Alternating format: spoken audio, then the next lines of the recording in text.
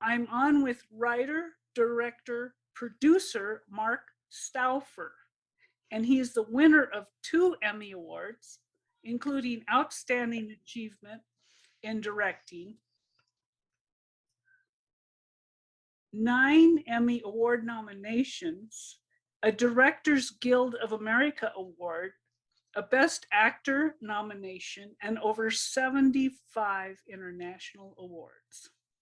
Mark's productions include 7 feature film pictures, 18 network specials, 120 episodes of series television. He's been busy, and direct to video productions, 12 of them. Thank you, Mark, for joining us. Thank you very much for honking my horn so loud there. I appreciate that. You got a big horn. It's amazing. I wanted to put your picture up with the Emmys, but I couldn't cut them out of the background. Well, that's okay. I think we all know what an Emmy looks like. I know, but if it was mine, I'd have them all over the place. Yeah. I think to you, maybe it's more normal, right? Once you hit a level, it's like, oh yeah, I got that. It's like, that's cool. So what drawn me to you was your money for your movies.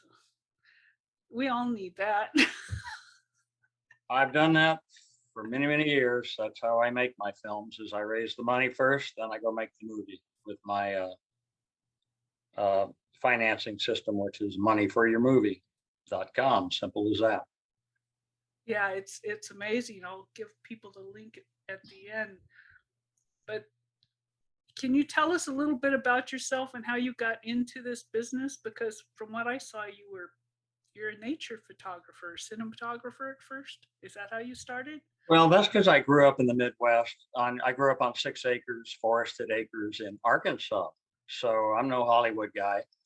And, I shouldn't really have evolved into the movie business because nobody really does from Arkansas. But me and my brothers loved nature. We loved animals, and there was some Super 8 cameras around the house. And so we found ourselves filming animals.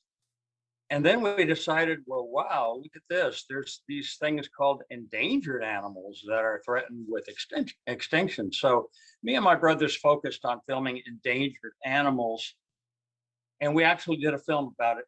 It started attracting celebrities that wanted to get behind our cause, like Robert Redford, Henry Fonda, Paul Newman, all of these people backed our projects because they were about something. They were about endangered wildlife. They weren't just about nothing. So that's really a high recommendation I have for people getting into their career early on, is to make a film with some substance that really has some sociological value. It's something you care about and love, right? So you followed what you loved, which obviously is animals and beauty.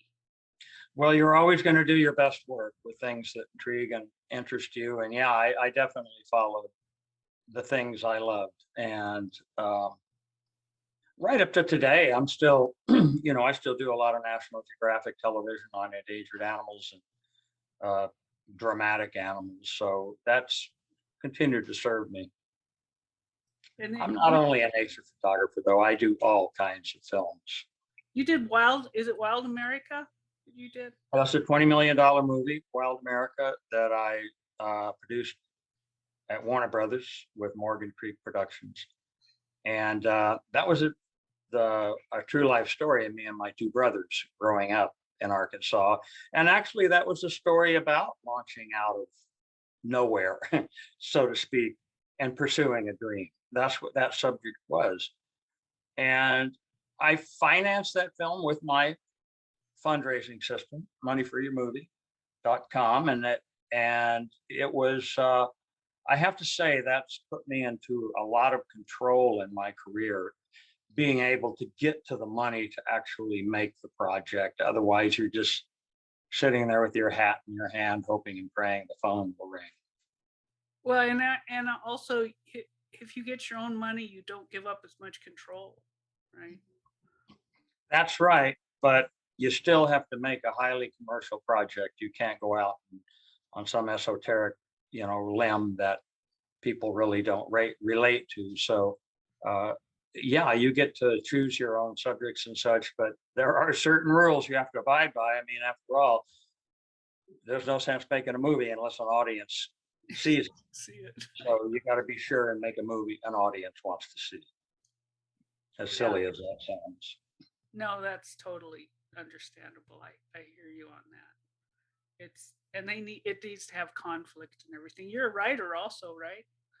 Yes, I started my writing career out of necessity because I couldn't afford writers. So I said, you know what? I better become a writer because I'm going nowhere without good scripts. Yeah, I totally understand that. And a lot of us are like, it's like I'm doing this because it's it's my dream to bring more awakening consciousness to the world through movies. And I've been pondering it for 20 some years, how to do it. I got the idea in Waterworld. And it's not that simple because we all have our own experiences. We all have our own things that helped us move forward. And if we can get those experiences into shows, even if you put just a little bit in everything you write or you produce, what about if we put that this person heard a voice and got an insight to move this direction? Or what if we put this person was depressed and all at once someone reached out to them and helped them and it changed their whole life, and just stuff like that. Not, it doesn't have to be like this big airy fairy thing, but just something that people, just the little nuggets. If we put our personal nuggets in there, it helps everybody move forward and see that they're not Yeah, alone. a good test of a movie is the audience should not only hear and see your movie, more importantly, uh, the audience has to feel your characters and your story. And a story or a script or a movie or a book with great drama or comedy that the audience can actually feel inside when they're watching, whether that feeling is elation, joy, sadness, that movie will be successful uh, as a script or a story or a book because the audience, you've moved them. And if you can deliver tears, tears of compassion or sadness or tears of joy regarding your lead character, you might just have a major hit on your hands because that's what people go to movies for. That's why horror movies are so attractive to people because they feel them. They go in there and they scare them, and all of a sudden they felt something inside, and that movie had a powerful impact on them. So the same thing can be done in a more enjoyable type of movie. For instance, with you had mentioned Wild America. I've had kids come up to me and tell me, I've watched your movie 27 times. I had a parent call me one time and tell me their 7-year-old boy came into the room at 7 in the morning with a suitcase packed. And he said, Mom and Dad, I'm going on the road, just like the Stouffer brothers did in Wild America. So, we moved that kid into feeling that he wanted to replicate and go out and chase his own dream. Well, and not only feeling it, he felt like he had the ability to do it. That's It's very, not like he didn't just see people doing that and think, oh, I can't do that. He like, you said you can do it. Somehow you got him to understand that he could do that also. And that's yeah, very important point that he had the self-confidence enough to actually pack his suitcase and go challenge Mom and Dad. I'm going on the road. Never mind how I'm going to get there. And for instance, I did a comedy, kind of a Home Alone kind of movie called Doggone. It was a small movie, a $4 million movie that I funded again with our Money for Your Movie.com program that works every time for me. That film is 16 years old and it's still making money. Now that's a testimony of the value of a good, feel good, family friendly film that plays broad. that the normal earning life of a movie is 5, 6, maybe 7 years maximum. And here we are 16 years later, and that film is still selling globally. I had uh, such great audience response and feedback from the 5 John Denver television specials that I wrote, produced, and directed when I was John's partner, that I realized that the commonality is a good quality, non-offensive movie with heart, a movie that inspires, uplifts the whole family, and it'll definitely uplift the chances of a success in an independent filmmaker. Well, John had such a sweet energy of love. He just emoted love, and it's all law of attraction. So if you were his partner, then it means you are emoting love, because we find people who are on a similar vibrational level. Like you wouldn't hang out with people who are depressed or bummed out or. Yeah, I had a really good relationship with John, and it really impacted me when he was killed in his plane crash. I had spoken with him a couple days prior, but yeah, he connected with the world.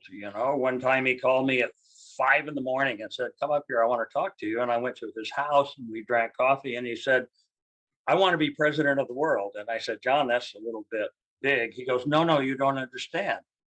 I don't want to say anything. I just want to connect people with music because it's a positive thing. It's a thing that we can all share and enjoy, and it's a commonality to all people." Of course, that didn't happen. It only happens, when you sell records. But that's where John's head was at. He just cared about doing something good in his life. Yeah, he was one of the few people I cried about when he died. It hit me really deep, because there's people on the planet that are holding the light to a very high level, and he was definitely one of them. Yeah, I was with him every day for 5 years, basically on and off, and it was effective to me when he died. I was sorry to see that. Yeah. Light airplanes and weather, not a good idea. Well, I'm a pilot too, and I was kind of worried when he, Yeah, because well, that's an experimental plane he was flying, right? it was an experimental plane, and it was his first flight in Yeah, it. he went down in the lake. Uh, yeah, he went down to Monterey Bay. He was heading up there to see his daughter, Anna Kate, which makes it even more sad. And, he couldn't figure out how to switch the gas tanks from the main tank to the reserve, and he pancaked onto the water. Well, everybody leaves by their own choice. Well, According to what I understand how the universe works, every death is a suicide because we're all creating our own reality. So mm, that was a quick way to go out. It's yeah, like, so raising my own funding has given me the liberty of make films that I feel I can be proud of ultimately. That I can be happy I made that film, and I can have a kid come up to me and say, "Hey, I've seen your movie 27 times." That feels kind of cool, to realize that it had an impact. It was a #1 Disney Channel film in New Zealand and Australia, and I'm sitting here in Santa Barbara thinking, isn't that amazing? I mean, that movie 16 years later is still very popular around the world. So I don't mean to harp on the same thing, but I'm just saying that people want to come away from your movie feeling like they got something out of it, something good, and it made them feel a certain way and perhaps strengthened their own desire to do something good and to make something good. well, if you can trigger in their subconscious mind a realization of a resonance in energy with their source energy, then they'll feel the goosebumps, or they'll feel the liquid light, or they'll feel that sort of stuff. It's sort of the opposite end of the stick of horror movies. But when people are into horror movies, I don't know if you know this, but I was one of the first professional psychics on the internet in 1995. So I've done sessions for people in the White House press room, Air Force Two, and stuff, so, and FBI and stuff like that. And if you're doing horror movies, Usually the people who are watching horror movies are dense and they can't feel anything. And so they need that impact to feel. But when you're at the higher levels, that impact hurts. It's like it's too intense and it hurts. It doesn't feel good until you get transparent, but then you're not attracted to that kind of thing. But you're attracted to animals and stuff like that, or just they radiate so much love. There's so much into, that's what people call instinct. It's alignment with source energy, and animals are aligned with that. And I, when I was young, I had, like, I would trained horses, and it was my escape from reality because they didn't judge me. They were so neutral, right? They don't judge. They just be, and they love. They're just a big ball of love, especially horse. They're a giant ball of love. And the more you can bring that to the world in whatever form that opens your heart. But it doesn't have to be. It's like I watched a show the other night. There's some shows that they're at this level. They try to make them heartfelt, but they're boring. Yeah. They're like, and you could, they kind of, I mean, I don't, I know one of my old roommates, she loved Hallmark movies, but there's a level. They all have this certain music and they all have this certain theme, and it doesn't. I like stuff like Marvel and and Star Wars and Star Trek and stuff that brings your mind to, oh, that's cool. That would be fun. That would be possible, but also incorporates these things. So I like things that are exciting and bring us all forward into the new reality. And that's, Yeah. so my stuff I'm looking at is big budget. I mean, in order to do it, that's why I was so drawn to your money for your movies. I need a lot of Well, for my movies. yeah, it's money for your movie Yeah. because I've raised a little over $20 million with my program from over 60 investors, and I think 17 or 18 different states. I've been doing it for 15 years, so I finally decided to do this moneyforyourmovie.com because a number of people have now taken that. Because when you're sitting home and you want to make a movie, it's overwhelming. Where are you going to get the money? How are you going to hire the people? You can't go make a movie with nothing. You have to put all of these elements together and they cost money, and you're basically frozen. You're a very creative, productive person, but you're frozen because you don't have the funding. So that's why I focused on, raising funding to do my films, because it gives me the choice to do the kinds of films I want to do. Do you do mindset with that though? Because even to reach out to you and these other speakers, this is my third event. It's a lot easier now, but I had to go through, oh, who am I to bug these people? Ask them to talk, and so to ask somebody for, hey, you want to finance my movie? Well, I, it's not quite that simple, but it may be that simple. I've raised money extremely easily, but I've raised money. It's been very hard. Uh, there's a system to it. There's the kind of people to approach, the timing to approach them, how to approach them, what to ask for, to show them all the nuts and bolts of where their money is going to be spent and how it will be returned to them. These people are smart. I mean, these aren't people that usually have a lot of money, have usually earned it the hard way through intellect and entrepreneurialism.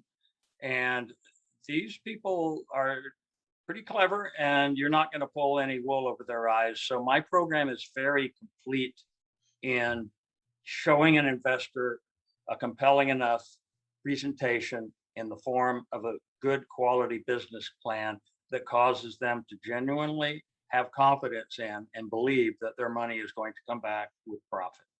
And it does. That's the kind of movies I make. so you help ground it in. That's what I call it. You ground it Yeah. to the reality. Like if I want to go to a bank, you help set that system up so it looks good to people. Well, you got to have it all. You got to start with a great script, and the great script has to be a good story, and the good story has to be based in not plot but character. A lot of people, they oh, this is my beginning, middle, and end. This is my story. It's not really your story. What the story is, how that beginning, middle, and end affects your lead character, and how that lead character's arc starts at one point in the open and succeeds and ends at a completely other point in the end. So, Yeah, the transformation, right? The yep. character's transformation, and hopefully the people can follow it and help transform themselves at the same time. The Well, that was character. my transformation when I realized that I didn't have to sit and hope and wait, that I Uh-oh, you froze. and that's when I decided I would get into the financing aspect of it, where I would quit waiting for people to give me permission to go do something. You'd be waiting a long time. Yeah, I've learned that over the years. You don't need anybody's permission. You just do what feels right to you, and you keep moving forward, even if it's just little baby steps, right? And this is such a big industry. It's like John was on earlier, and he's a line producer, and he does a whole bunch of that sort of thing, like putting the pieces together and stuff like that. And it sounds like a whole bunch of work. I mean, you really need people to help you. For me, I would need a lot of people who are grounded like you to bring it in, right? Yes, and it starts with a great story and a great script that should be made. One of the problems with fledgling filmmakers or early filmmakers is they focus on the technical. They go and get a sound man and they got a cameraman and they say, "Hey, I'm going to make a movie. I have a cameraman and a sound man." Well, what's the movie about? Well, we're still working on the script, but pretty soon we'll have it ready. That's not the way to do it. You focus on the script, and guess what? The script doesn't cost any money. I mean, if you're writing your own script or if you're working with people that are collaborating with you, you can develop a script. It's just words on paper, it's thoughts, it's ideas, it's intellect and creativity and character arc and character development and such. So some of the most important things in a film career don't cost a lot of money, which is getting ready to make a movie by developing a terrific script and don't go out prematurely with that script until it's genuinely ready. Yeah, until it feels right, and it's yeah. That's one of the things. I'm in a lot of screenwriting coaching groups. We keep coming back to that word feeling because it's so important. There's so many big action, spectacular tentpole, as they're called, films now by Marvel and all the other big superheroes that the characters are lost because there's so much noise and special effects that it's overwhelming. Sometimes well, what's this movie about? I know there's all kinds of fancy stuff happening on the screen, but where's that lead character and why should we care about him? What's going to happen to that character? So I think a lot of films have too much noise and not enough uh, emotional substance to them. Yeah, the depth. They don't have the depth. They're flash, but they're appealing to more maybe a wider demographic than some of the Oh, other. they are. They are. And of course, they have what they call legs. They play worldwide. They play globally. They don't only play in America. A lot of people can make a movie that's, right for American sensibilities and intellect, and people in America get it. But you show that movie in Hong Kong, nobody knows what in the hell you're talking about. So you have to think globally because about 60% of the revenue coming into your film now is international. So how's the pandemic affected you? Has it, or did you slow down? Yeah, it has, but I kind of laugh about this a little bit because I basically live the life of a shut-in anyway. I mean, I'm a writer, I'm a thinker and a concept guy, so it hasn't been radically different for me. But assembling crews has been a possible because you have all kinds of, uh, Yeah, for regulations. yeah, you can imagine. How are you going to get 45 people in a small room all focused on the same thing happening? They're breathing down each other's necks. So that's now starting to free up. And in fact, I'm doing a shoot next week. So it's starting to come back to life. That's cool. Are you in LA? I live in Santa Barbara, but I work in LA a lot. Yeah, you're close. I'm in Mount Shasta. So I have a big white mountain out the window. We had snow 2 days ago. Wow, that's nice. I like snow. It's cold. I had to put my winter clothes back on. Yeah, I grew up in Four Seasons, and it is kind of odd here. Every time you see the weather report, there's seven suns right in a row. You know, what's the weather for the next week? The same thing as it was last week. So I do like the seasons a lot. Yeah, we have them here. I was in Hawaii for 21 years, so and then I moved to Ashland and I froze totally because my blood got thin from Hawaii, and then so I acclimated and I moved here.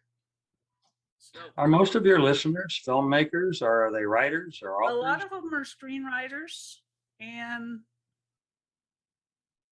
I don't know. They're all over the place. I think more there's a lot of them are actors too in training because I've Mhm. had a lot of actor trainer uh, people I've interviewed, but they're serious people. The people in this group, they Yeah, want to bring, and they also know they're spiritual. They because they look at my website and the email I send out says who I am, so it filters out the people who aren't into bringing awakening concepts to the world. So have you had any transformational, like, not transform, I mean, we've all had but have you had any spiritual experiences where you all at once you felt your mind break through a new level or yeah, I do. I'm hired to do a lot of international work, like Siberian tigers. I've won an Emmy for doing a film on those. Nambit elephants in Namibia, uh, submarines at 17,000 feet, yeah. which I shouldn't have gone down on, a mile deeper than the Titanic, but I'm still here to talk about it.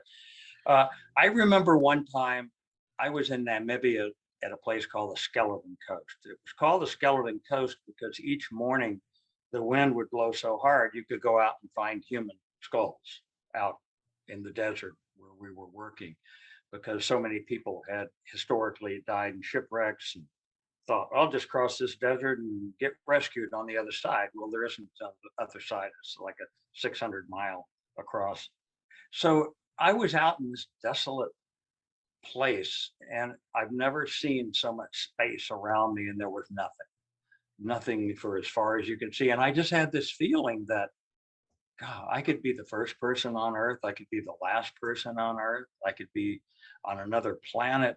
It was a time when I just totally disconnected myself from society and culture and the reality of living around people. And I was just connected to this world. And just instilled in me a lot of confidence that I have control to take my life left, right, back, forward, up, down, whichever direction you want to take it.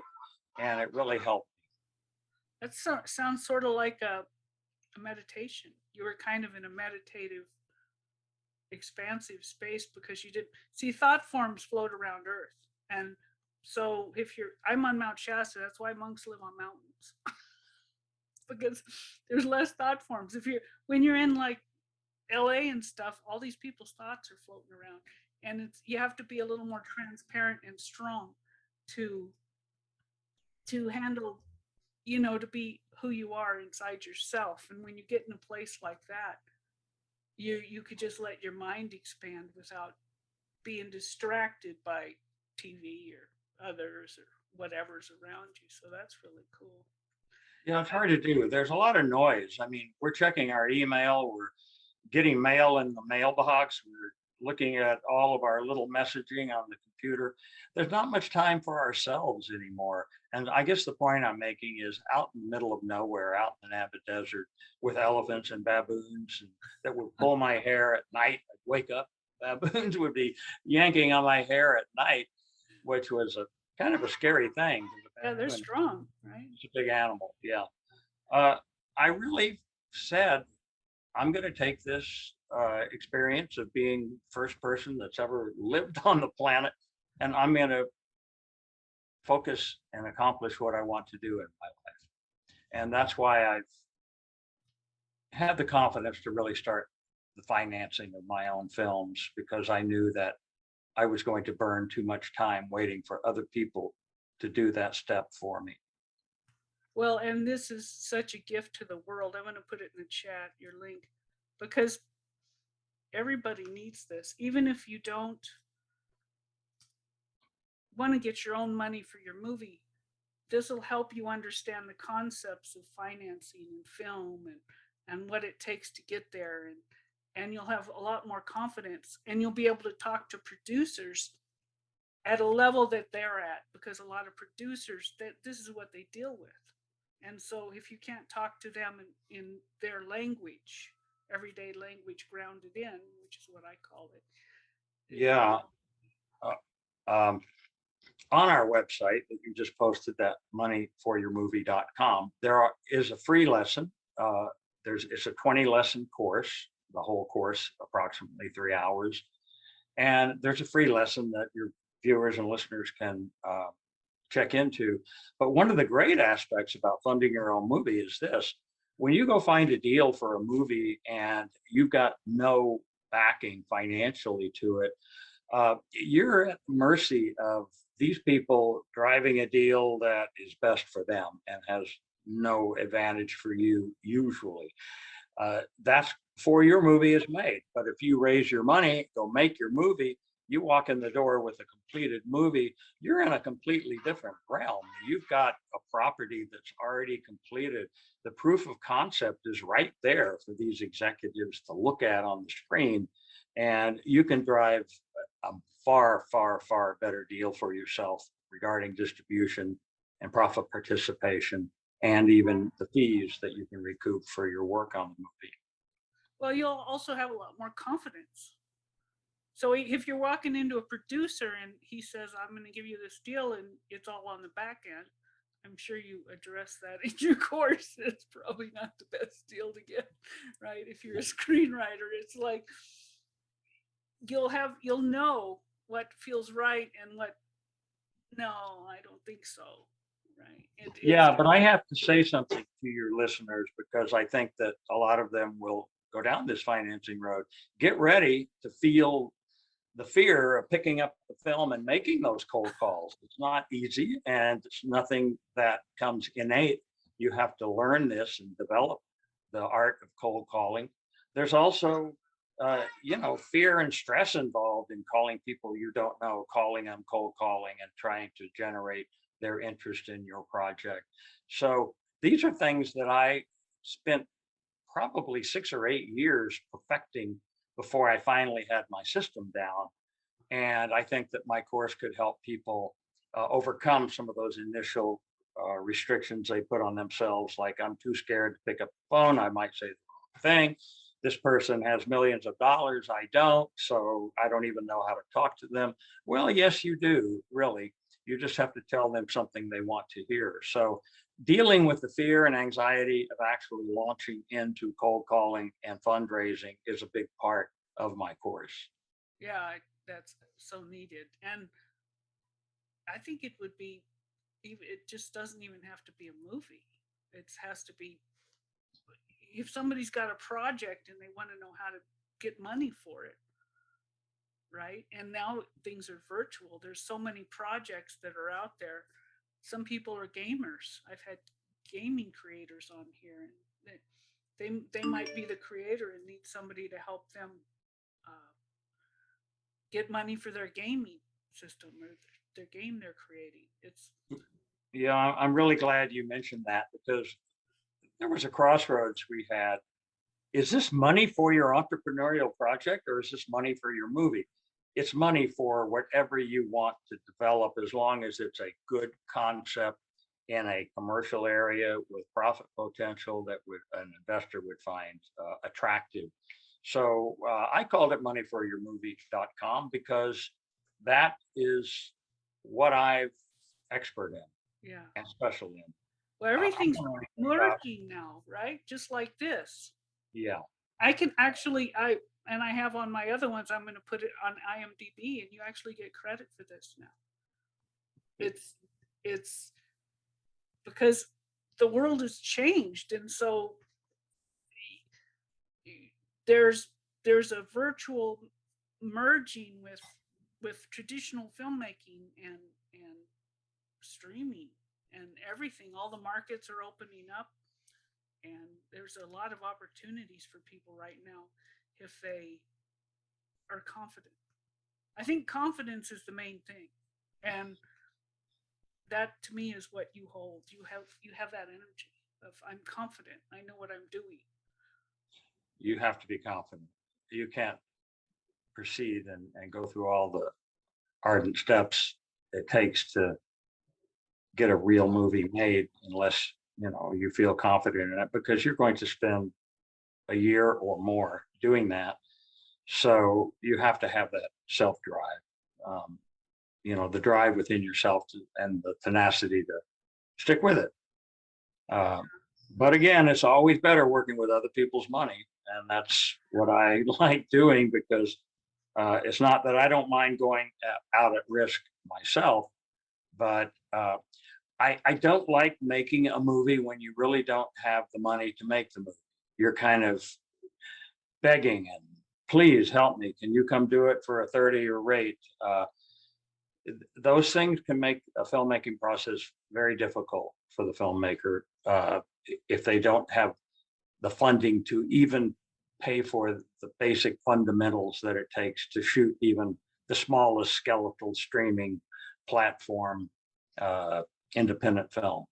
And by that, what I'm saying is some films, my films start at about 3 million and they go up, but there are films being made now for $3,000 that wind up streaming. There are films that are made for $5,000 that are streaming, or $50,000.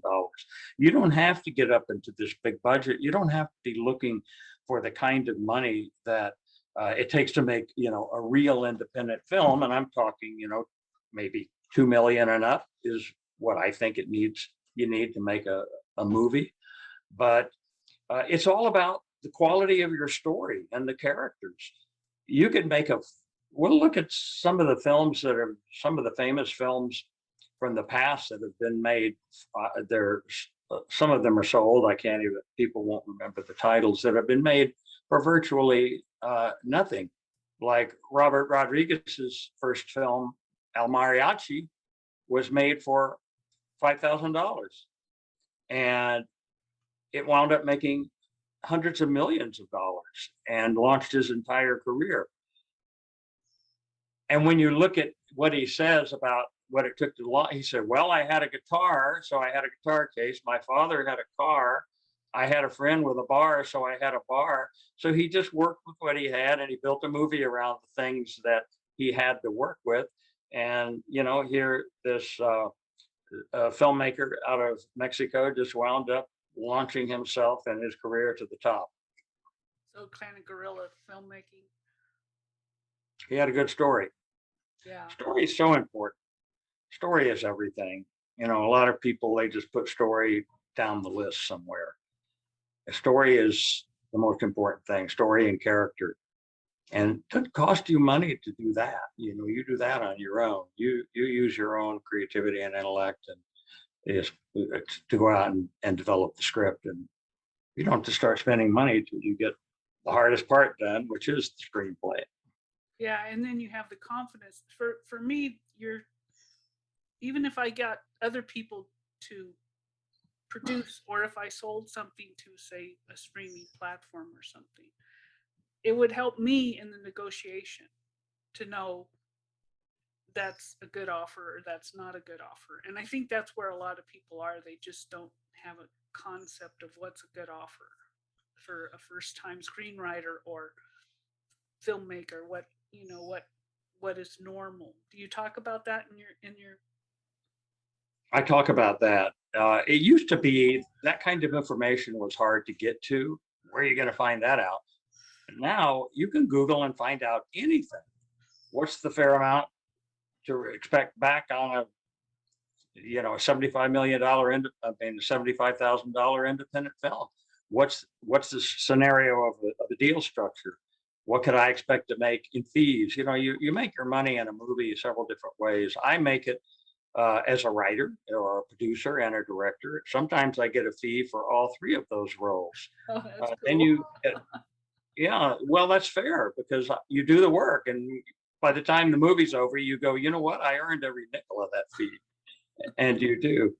Uh, and also, you earn what's called profit participation, which is back end, Yeah. which is a percentage of the profit of the movie. And then there's another place you make money in making a movie, which is in the intellectual property rights of the script you've written. If it's an original script, it's called an IP. It's the uh, intellectual property that's the foundation of the story that you've written, and you can go out and sell the rights because your story may wind up leading to a sequel, to two sequels. It may wind up leading to a television series spinoff.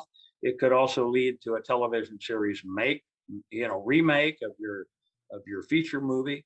So once you have your initial funding for your film, there's a lot of ways for a person to earn money from their movie, even if the movie doesn't perform in the market. And even international rights and resell. That's all part of the deal. You usually negotiate for all global rights, your back end profit participation. There are instances where you can carve out, as they say, foreign rights, where, okay, I'll let you kind of take advantage of me in this deal. And you can take a lion's share of what you want over here, but I want to maintain global rights to market this film internationally. You take domestic, which is, US, Canada, Puerto Rico, and all, satellite properties, and I'll take international rights. And I've done deals like that too. Yeah. You can So make a deal like that when you go in with a finished movie.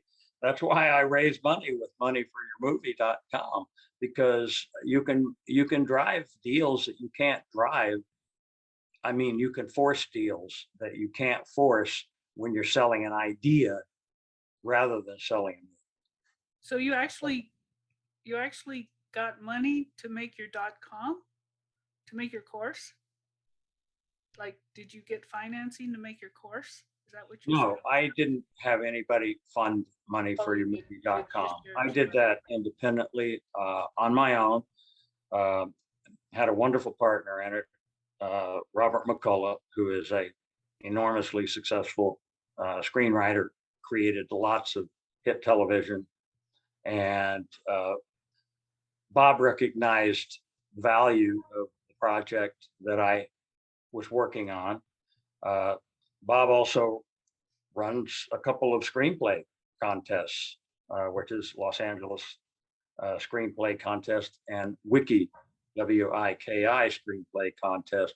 So Bob and I both recognized the potency of the internet and the reach that you have with the internet that you didn't have before the internet came into play. I'm old enough to remember before the internet, the dark ages. And all you had was newspapers and magazines and television to gain information from.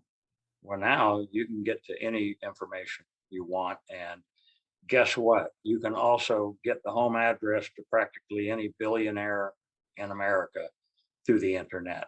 You can get just about anything you want from the internet. So that's why Robert McCullough started his screenplay contest, Wiki Screenplay Contest. That's why we partnered, and I did moneyforyourmovie.com because the timing is right. This is how you do it. This is the new way you do it. You put yourself out there on the internet. It's an integrity project. You back it with substance and honesty and quality, and people will come. That's what I've noticed with this event, Visionary Entertainment Leaders Conference. It's people are helping me, and I before didn't know people would do. I would have like all this, oh no, I can't pay them, or who and I had to clear all this stuff, and every time I do it, I'm a little more confident and it gets easier. And I think that's the same way with getting money for your movie, is holding yourself in your field that this is what I'm doing, and you just keep moving forward with it. Yeah. I would use you as an, well, Mark said, no, I can't take that deal. Mark said, this deal's out. All right. Yeah. Well, I try not to direct people on what deal to take and not to take, because No, I don't mean, I mean in my head, right? oh yeah, It would help me with the confidence with, oh, Mark said to do it this way, so I'll do it that way. And no, you're helping people. I mean, you're not in this for money, obviously. You're in this to communicate a concept, a really good for the world, good for culture, good for society concept. So that's why people are connecting with you, because they like you and they believe that you have things to offer them that can enhance their own life. oh, thank you. I appreciate that. Yeah, I'm still learning the money part. Well, here I'm, we're talking about things that I don't normally talk about, because yeah, you're pulling these subjects out of me that I normally would be going down this other road. Well, let's talk about Siberian tigers.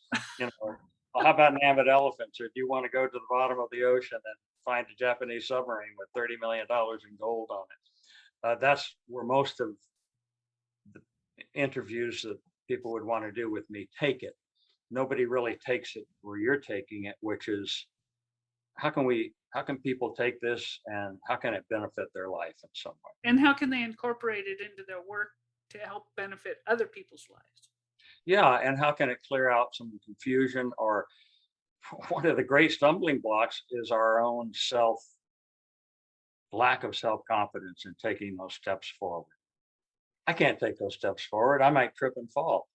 Yeah, you might trip and fall, but you're going to have to trip and fall. What did I read just recently? Thomas Edison did 10,000 experiments before he finally settled on the light bulb, that it actually works.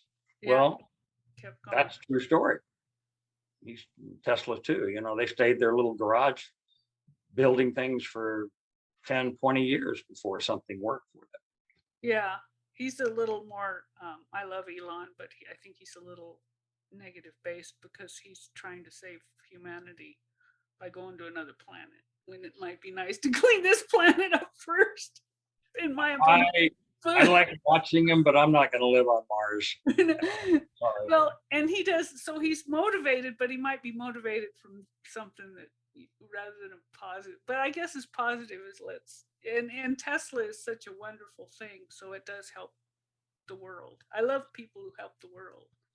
Well, I was on a ship with Jeff Bezos, the richest man in the world, for 6 weeks. No, 4 weeks in the Bermuda. We were recovering the Apollo 11 rocket engines that took Neil Armstrong and Buzz Aldrin and Stephen Collins to the moon. So we recovered these famous rocket engines from 14,000 feet for Smithsonian Institute. And what Jeff Bezos and Elon Musk are doing is they're building their legacy. They're going to be dead one day, and they just want to leave something behind that they were known for, other than making a pile of money. So, and I think that's there's some integrity to that, but I'm still not going to live on Mars. Sorry. Well, I'm signed up to be an astronaut on Jeff's system, right? You can sign up to be an astronaut right now. Right now, they're taking bids if you want to bid to get on there. Well, I know Jeff Steele well because I've spoken to him about it at great length. He's got his plan is a New York to LA suborbital flight in under an hour and a half. That's skipping on the atmosphere, right? Just skipping. Yep.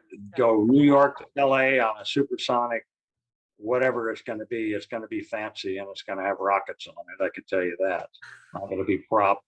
And that's what Jeff's first thing Jeff has planned is these coastal, enormously immediate flights, like the Concorde times 20, so to speak. That'd be cool. That'd be cool. I like that kind of thing. Um, I went to the, what was it called? The 10th anniversary of the Ansari X Prize, which was with Richard Branson. They put up the money to, well, Richard Branson's got the contract for it, but they put up the money for the first private people into space. And I was invited to go, and I went, and I met the first private woman into space, which ended up happened to be the lady. Yeah, Ansari is her last name. She helped fund the $10 million X Prize, and so I'm part of that. I keep up with them. They keep doing wonderful things. Do you know who I'm talking about? The X Prize Foundation. Oh yeah, I Yeah, know what you're talking yeah. So it was, I met Richard there, and a lot of people. Spirit told me how to meet Richard because they took him out the door. Like he's got, you know what I mean? It's like meeting, and so Spirit told me how to do it. And Yeah, it was a long time ago, but I did a not National Geographic, it was a ABC special with John Denver called The Higher We Fly. And one of the sequences that we flew F-15s and hot air balloons and biplanes and just about everything that fly in that show. But we went to Johnson Space Center in Texas, and we were in the flight shuttle simulator before the flight shuttle ever flew. And there was some question whether it was ever really going to fly as the space shuttle. And I remember sitting there, and John trained and learned how to fly the space shuttle simulator, but it was pretty cool. I sat there and we did a mock landing, and I was actually in the shuttle when I get airsick pretty easily. And it made me a little nauseous because, those things they're on a rocking pivotal, and you're getting all the sensation like you're really landing with winds coming in and headwinds, tailwinds. So I don't think I'll be flying the space shuttle either. maybe not in this life. Maybe in the next one. Well, I already flew it. I don't have to do Oh that. yeah, it's true. Leave it open. Let me share your link again for people to get your course. Yeah, you get the first video free, and I watched it. It's amazing. So if you all sign up over there, you can get into Mark's course. It's a good course. It's an honest course. It works. Like I said, I've raised $20 million with the course. And I don't mean one time. I mean, I've raised $1 million here, 2 million here, 3 million there, 1.5 million, 2.3 million. The aggregate of all that is $20 million from a consortium of over 60 investors and over 17 different states. So you get to the point where you make the decision, this isn't an accident. This is because it works. It's a system. Yeah. And when we determined it was a system, and I told Robert McCullough about it, he said, yes, it's definitely a system. We need to develop this. So that's where moneyforyourmovie.com came out of. It is my realization that I'd really created an ABCD system of raising money that works. Well, and if you need 40 million and you walk in with 20 million, they're going to look at you and help you because you've already got 20 million.